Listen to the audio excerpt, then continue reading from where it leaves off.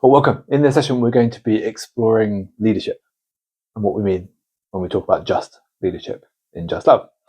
To start off, have a moment and just draw a leader. Don't overthink it. We're not going to judge the quality of each other's artwork. It's just a way of getting things started, starting conversations. So have a moment, pause the video, draw what comes to mind straight away when you think of a leader. Okay. It'd be interesting to know what you've drawn. Have a look at it, have a think about it. Notice what's there. What are some of the themes? What are the assumptions, I suppose, that we bring to a topic like leadership? And what we draw in an exercise like that will, at least in part, be shaped by our experiences of leadership. Now, some of that will be good, some of that will be bad. Some of us will be really confident seeing ourselves as leaders, and others of us really won't be. And that's fine. For the purposes of this session, I'm going to refer to everyone in this room as a leader, simply because, at the very least, you're in positional leadership. You have a title with a role on committee or as an apprentice. But it's good to recognize that we're all going to have different levels of comfort with having that sort of positional leadership. I don't think it's overdramatic to say that we are living right now in a leadership crisis. We are in an age of volatility, uncertainty, and rapid change. And in fear, all too easily, we look for security and meaning in leaders who exploit our fears, who tell us what we want to hear and present themselves as the biggest bully in the playground. This is a phenomenon in politics, in business, across many professions, and tragically, all too often, we see this leadership crisis just as much in the church. In the last few years, so many Christian leaders that I really looked up to and respected have fallen from grace in scandals, abuses of power. And honestly, this crisis of leadership is a bit raw for me at the moment. My guess is I'm probably not the only one. It's complex, but I think at the heart of this crisis is this. We keep on giving too much power to those who are not mature enough to steward that power safely. We elevate leaders whose charisma and gifts are not matched by their character. We confuse confidence with competence.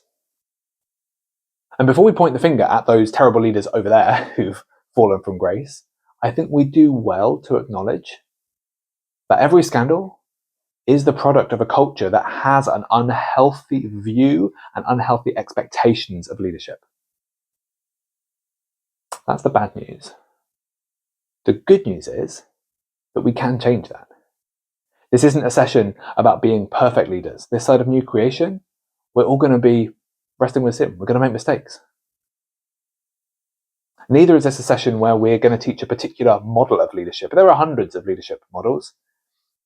Many of them are helpful, but we're not aiming to produce a sort of cookie cutter leadership style in Just Love. God has made us all differently. Leadership will look different for all of us, depending on our unique personalities and giftings. What we are aiming for in this session, though, is to kind of define the goalposts, to set out what we mean in Just Love when we talk about just, healthy leadership. It's about giving us something to aspire for and to grow towards over the rest of our lives.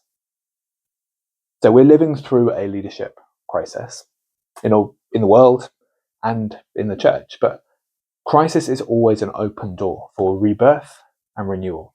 And my prayer for us together is that we might form a culture of leadership that centers on the person and practice of Jesus, and that together we might become the kinds of leaders who can be trusted to steward power for the good of others.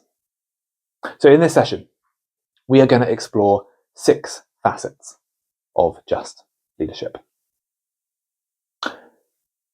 Facet number 1, just leaders cultivate devotion in a culture of distraction. Just leaders cultivate devotion in a culture of distraction. This is largely to repeat the session in our training syllabus on prayer. And we're living in an era of digital distraction. The attention economy is this multi-billion-dollar industry where some of the most smartest minds in the world are setting out to captivate our attention in order to sell it to advertisers. There has never been a more distracted generation, and distraction is the great enemy of devotion. We become what we worship, and we worship what we give our attention to. So if we want to become like Jesus, we've got to build the practice of giving our attention to Jesus. In John 15, it's that famous passage about being in the vine. And Jesus says, essentially, that all our effort is useless unless it flows from union with Jesus. I think there is a very real danger doing something like Just Love, that we can love working for God more than we love God. There's a quote from Oswald Chambers that says, the greatest competitor of devotion to Jesus is service for him. The greatest competitor of devotion to Jesus is service for him. Before you are ever a leader, your identity is in Christ. You are beloved sons and daughters of the Father. We lead from that identity, never for that identity. A good question to reflect on is this. If everything goes wrong in the year ahead, if all of the stuff that you tried to lead ends up looking like a complete failure, will I be content in my identity as a child of God? And with each of these facets of just leadership, we want to talk about a practice. We want to make this really practical. How do we actually cultivate devotion in a culture of distraction? And the answer from 2 millennia, really, of Christian history is what some people call spiritual disciplines, other spiritual practices or rhythms, things like Sabbath, fasting, prayer, ancient practices that attune our attention and train our desires away from distraction and towards Jesus. This session is not about spiritual disciplines or spiritual practices. There'll be plenty of other times when we explore those in a lot more detail. But for now, just note they are the foundations on which all other markers of just leadership are built.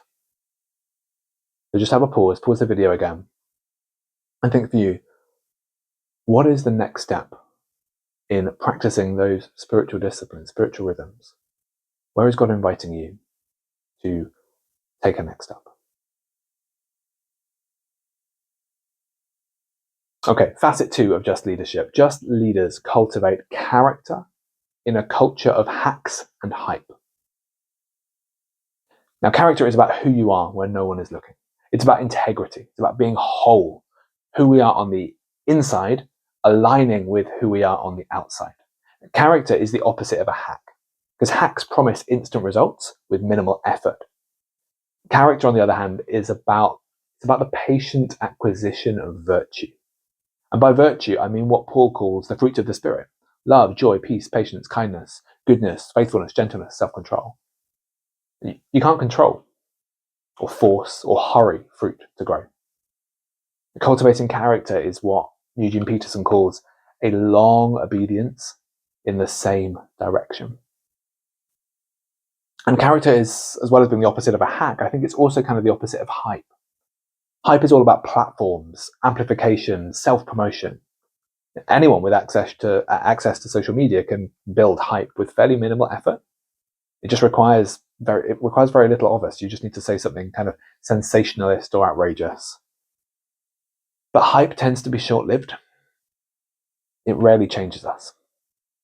Character, on the other hand, is like learning an instrument or a craft. It takes years, decades even, of steady, repetitive, hidden effort. It requires a lot of us. It's hard work. Doing the right thing when no one is looking and when we're actually not really under pressure is not particularly exciting. And often it's a bit inconvenient. But it is the only way that we grow into deep, mature people who stand a chance of doing the right thing when the pressure really is on. The one reason that we keep having leadership scandals in the church is because I think we focus too much on gifting and not enough on character. Now, gifts really matter, but gifts can just as easily be used destructively as they can creatively. Yeah, if gifts outrun our character, it is a recipe for disaster. It is a ticking time bomb. Think about this. How old was Jesus when he started his ministry? Probably about 30. And he was killed around 33, 3 years later. Now that means that about 90% of Jesus' life was lived in obscurity. We don't really know what he was up to for those 30 years. We have a few tiny little episodes in the Gospels, but very little. And presumably, in that time, he was learning the family trade of woodwork.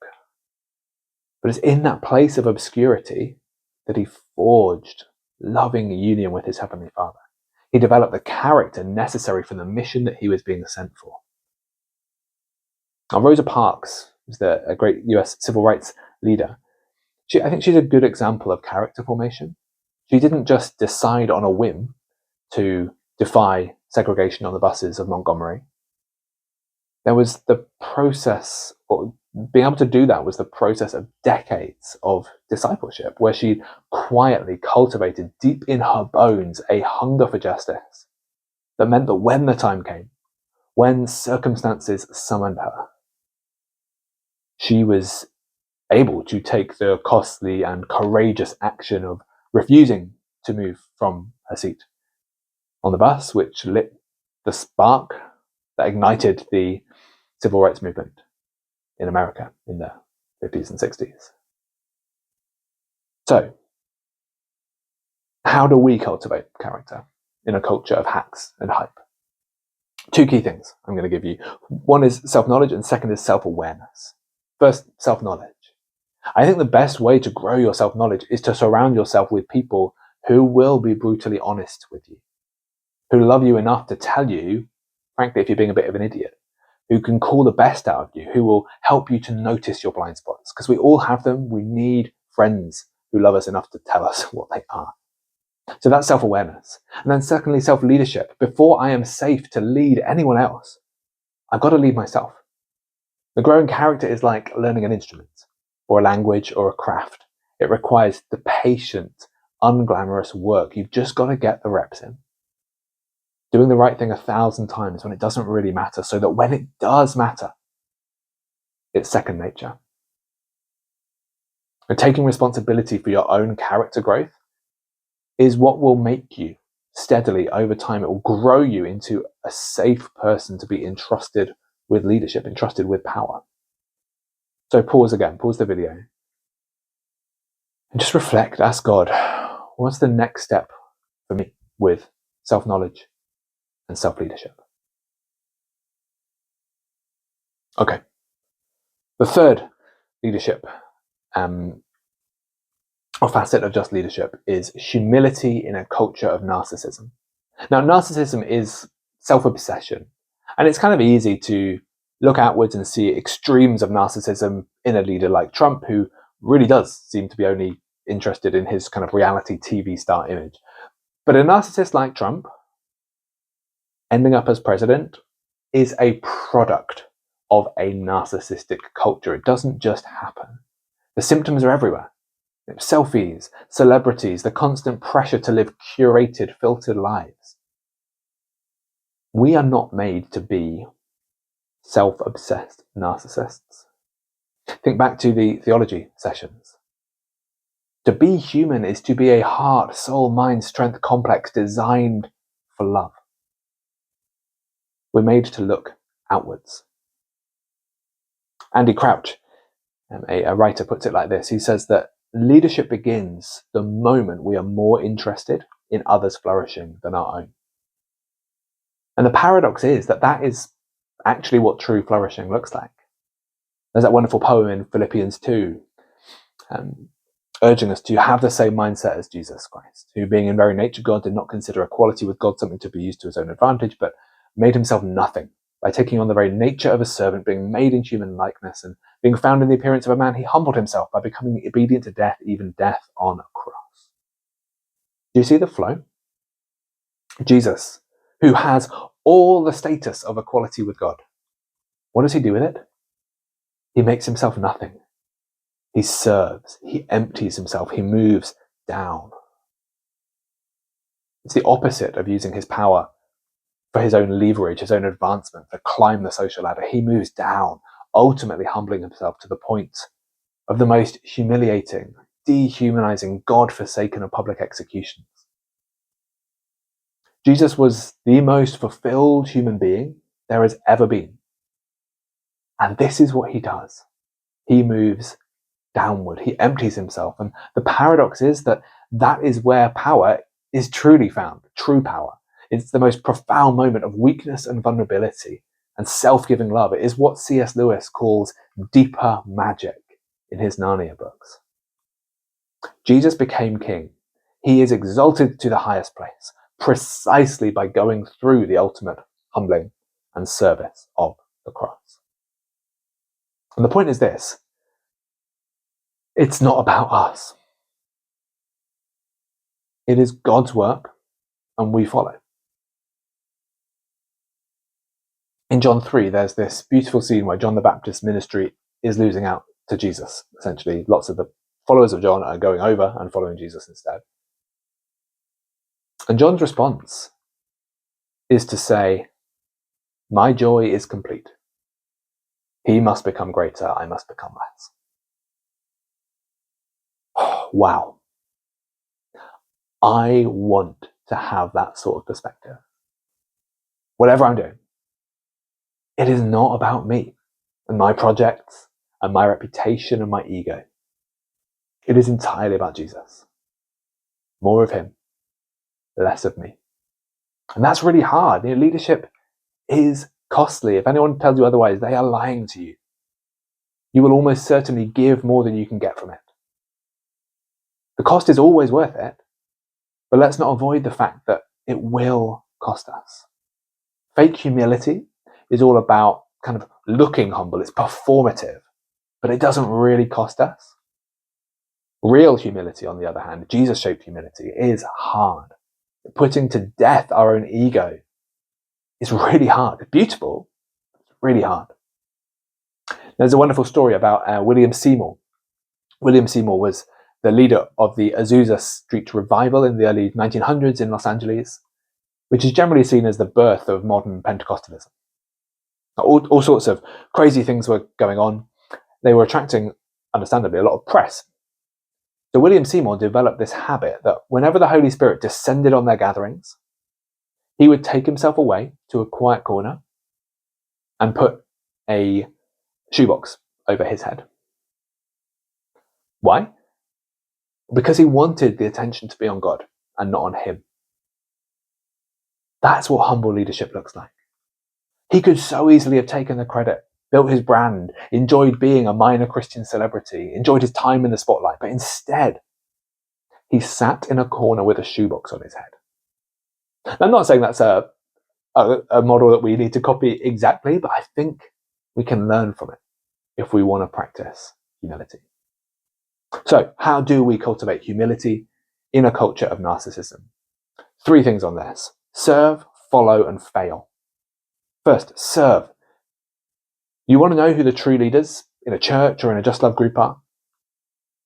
I think they're the ones who arrive early to help set up the room, that stay late to clean the toilets and do the washing up. They are the ones who turn up faithfully to regular volunteering, whose actions speak louder than their words. They, I think, are the true leaders, the servants, or at least leadership as Jesus would define it. So first we serve. Second, we follow.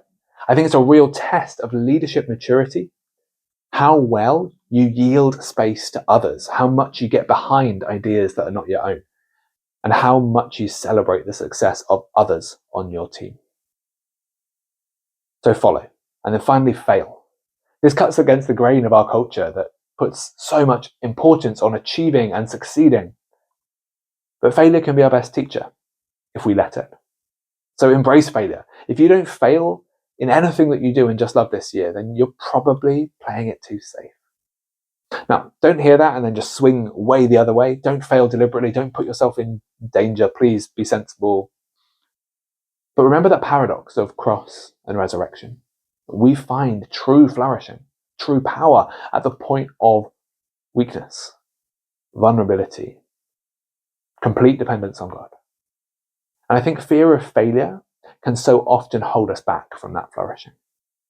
So if we want to cultivate humility, then learning how to fail well is a vital practice, allowing failure to be our best teacher. So pause again. This time, talk to the person next to you if you are watching this with a group. Otherwise, just reflect by yourself. How are you going to serve, follow, and fail in the year ahead? Okay. The fourth facet of Just Leadership is Just Leaders are calm in a culture of anxiety. Now, when I say anxiety, I'm not talking about acute anxiety. That is a very real mental health struggle for many of us. I'm talking about a different sort of anxiousness, a pervasive, latent sense of worry that spreads contagiously through groups and systems. Now, we are living in an anxious, stressed, frantic culture. Jonathan Haidt has labeled Gen Z or Gen Z the anxious generation. One of the most vital roles of a leader in a cultural moment like ours is to be a haven of calm. In Matthew 11, Jesus describes his heart.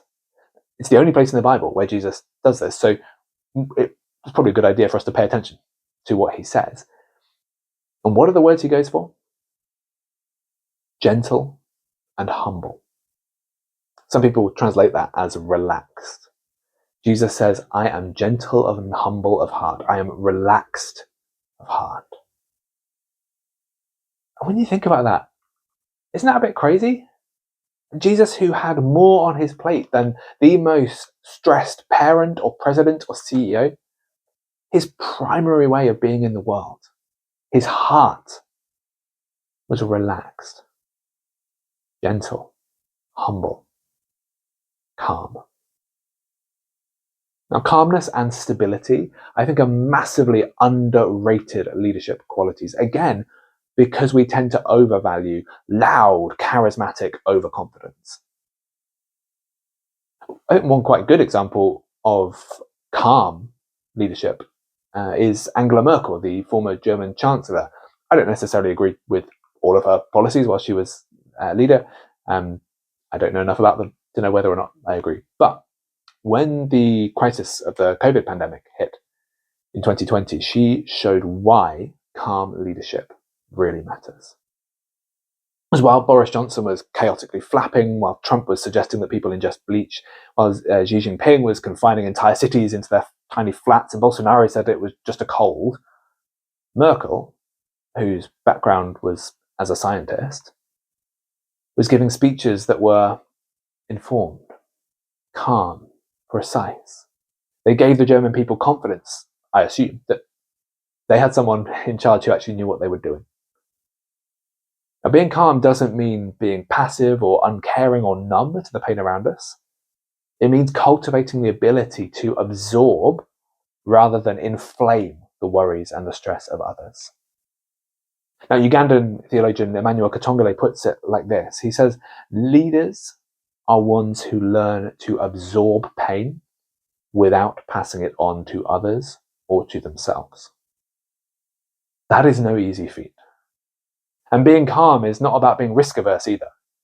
If you want to grow as a leader, you will find yourself in situations where you are out of your comfort zone, where circumstances change, plans need to pivot. What matters is how you respond in those situations. Do you flap and panic? Do you just sort of bury your head in the sand and avoid making decisions at all? Because both of those guaranteed will spread anxiety through your team.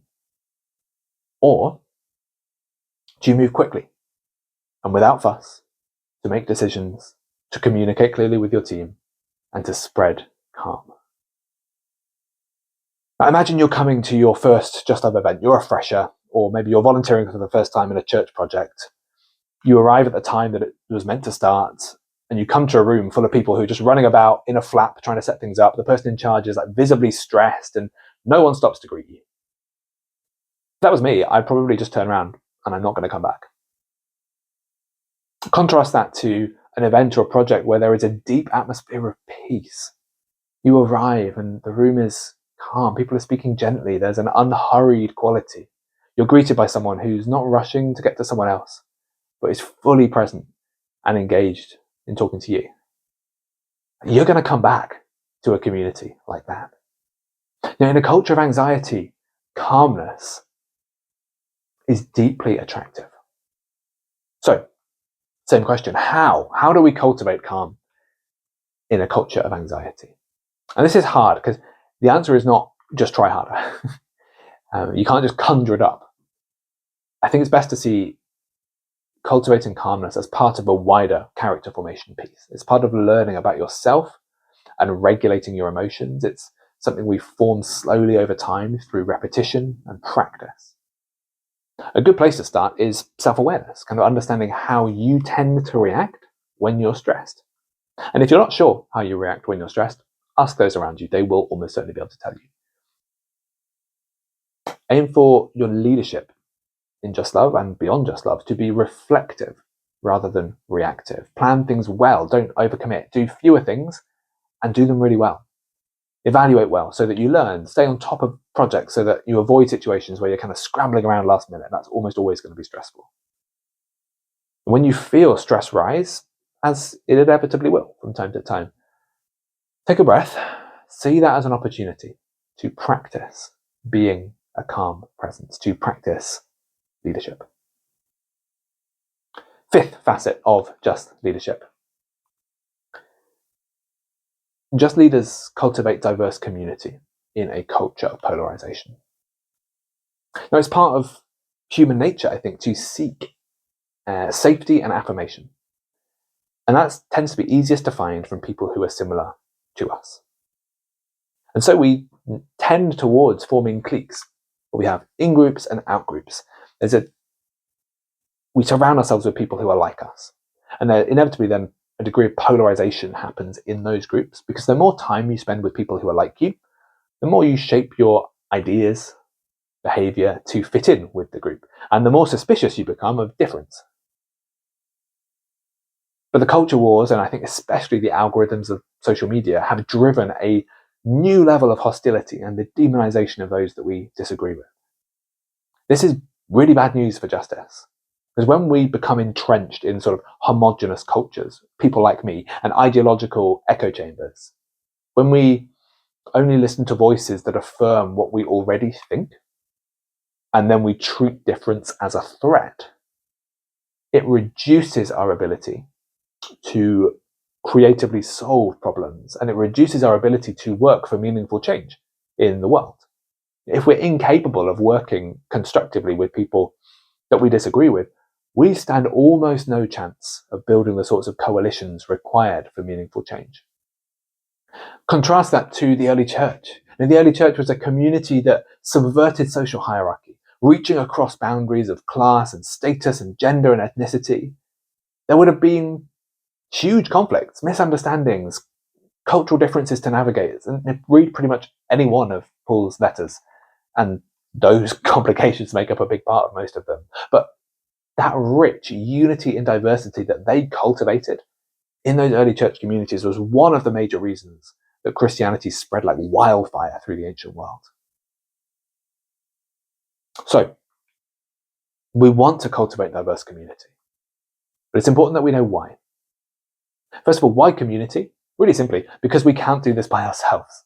The myth of leadership as this kind of rugged individual, the sort of isolated genius, has led us to elevate all sorts of people who, to be honest, are toxic team members into positions of leadership that they are completely unsuited for.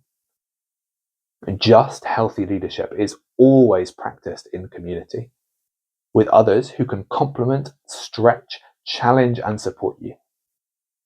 So that's why community. Why diverse community? This is really important because if we're not clear on why diversity matters, we can easily end up with tokenism or other forms of counterfeit, kind of tick box diversity, where we're more interested in looking diverse and inclusive than in actually cultivating a community where people from across divides of class and ethnicity and church tradition and gender and personality genuinely experience belonging together. So we need to make sure we're aiming for the right thing. And why does just healthy leadership cultivate diverse community? Well, one, because it is a good in itself. It is what the kingdom looks like. Just like in the early church, we practice diversity because it points back to the reconciling work of the cross, and it is a foretaste of God's new creation breaking into the present. It is a good in itself, and if you're not sure, read the book of Ephesians. This is essentially what it's all about. And second, our groups, Just Love groups, your communities, the people you volunteer with, your churches, will be healthier and more effective when we have this diversity of community, because genuine innovation and creativity requires diversity, different ideas, different perspectives. Our pursuit of justice will be massively limited if we only have a narrow bandwidth of perspectives, ideas, and lived experience at the table. So, how do we cultivate diverse community in a culture of tribalism? First, really basically, we need to set a bigger table. Bridging cultural, ethnic, class, gender barriers in a meaningful way is always a challenge, and it will require work. Listening, learning from the inevitable mistakes and failures that we make along the way. It's especially important for those who currently represent the dominant culture in your church or in a Just Love group. You guys have got to take the responsibility for doing the bulk of the work on this. There are loads of good resources on how to create diverse communities. We'll include plenty of those in our training syllabus and in the resources we link you to as well. What I'd like you to do now, though, is just pause the video again and have a reflect with your current community, whether that's a Just Love group or for apprentices, maybe it's your church, it's the people you volunteer with. Just do a quick audit.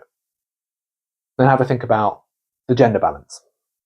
Have a think about the ethnic makeup of your community, the different churches that are represented, or perhaps the different friendship groups within that church. Just have a think about that. This isn't about being judgmental, it's just about being real. This is the community that you've been gifted with. But let's be real about how cliquey or not cliquey, how diverse it is. That gives you a good starting point to begin to notice who isn't currently at the table.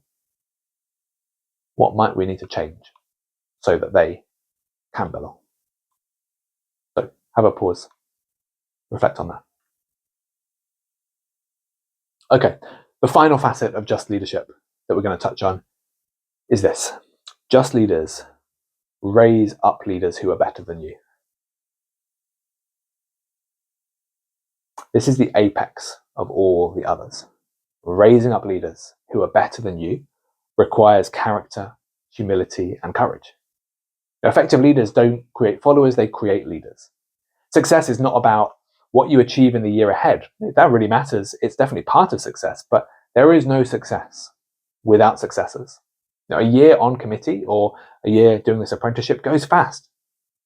For the time, your time as a Just Love student, the deep, long-term fruitfulness that we are aiming for, it may well be that the single most important thing that you do is investing heavily in raising up a couple of leaders around you. That might be the most important thing that you do this year. And that's partly with an eye to succession, in developing people who we can then invite to take on our roles or do the apprenticeship in a year's time. That's good.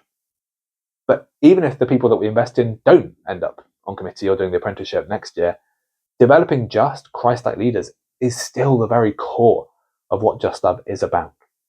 So it's not just a means to an end, it is a good in itself. Now, some of you on committee will have been on the receiving end of really good leadership development. Maybe your predecessors in your role have spent months investing in you and getting you ready for the role. Equally, some of you won't have experienced that.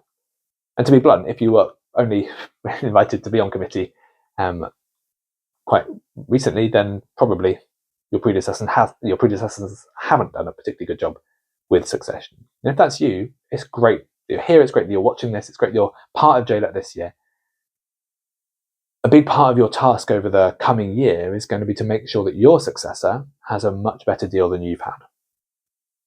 Now, we've had groups that have moved in the space of a year from a really rubbish kind of last minute handover to excellent handovers, where the new committee members receive months of deep investment. That really can happen in a year. It will change the direction of your group if it does, but it will require deliberate investment in growing other leaders from the start. This can't wait until next spring. This starts now. So a good principle in developing others is aim to do what only you can do. And delegation is not always the most efficient way to get things done. It will often be quicker, easier to do things yourself. But long term, it is vital, because if you don't delegate or give others responsibility, you are going to be the limit of what's possible for your group. So, how do we raise up leaders who can be better than us? How do you raise up leaders who can be better than you? Our friends at One Life teach a model called tightropes and safety nets. The idea there is to grow another leader, you need to give them some tightropes. So you need to give them kind of real responsibility, opportunities to step out of their comfort zone and grow. But you also need to provide the safety nets, things like encouragement, mentoring, training, that ensures that if they fall, it's never fatal. They learn from those mistakes and they grow. I think that's a really good model. Tightropes and safety nets. Hold on to that. And second, just thinking about delegating well.